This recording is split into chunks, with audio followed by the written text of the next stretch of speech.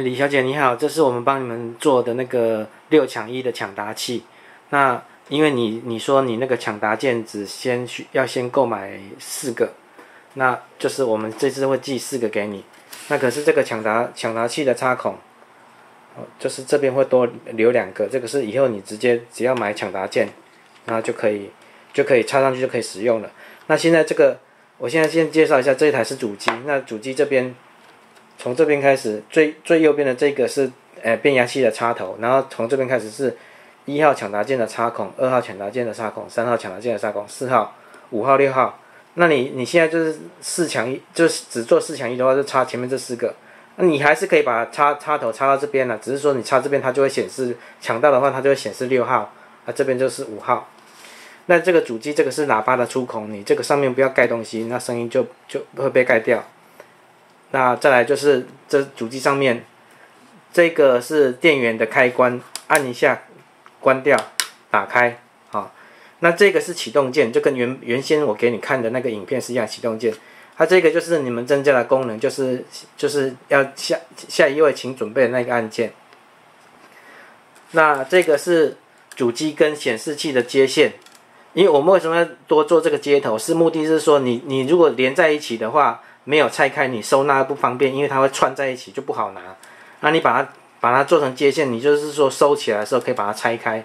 它拆的方式就是这个接头是快速接头，那你一只手大拇指压这个地方，有一个地方可以压下去，好，这样压。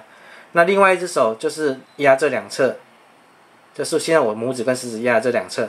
那3点同时压，然后向左右拉开，它就可以分开了。那这一条小的也是一样。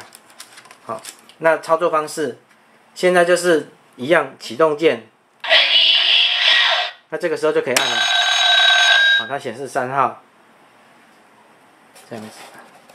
因为现在有阳光，所以说看起来灯其实它蛮亮的啦。那摄影机看起来可能会比较不亮。那这个地方，这个按键。Next one.Please get ready. Next one, please get ready. 可是当你按 Ready Go 的时候，这个时候这个是不能按的哦，因为你按 Ready Go 就表示要抢答了嘛，你不可能再去按这个嘛，所以这个按键一定是在，你看现在已经 Ready Go 按还没有，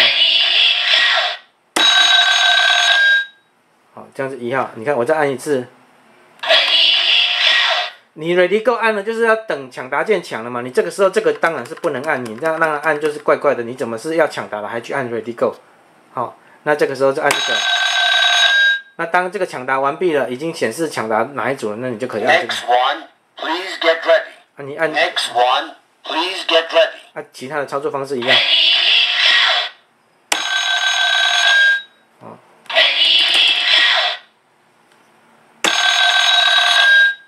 它 Ready Go 还没有讲完，你那时候去按都没有作用的啦，就像这样子。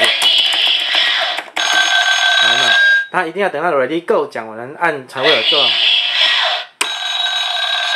OK， 那大概就这样子。那我会尽快把这个寄出去给你们。就这个线都是像你们讲的是8公尺。好。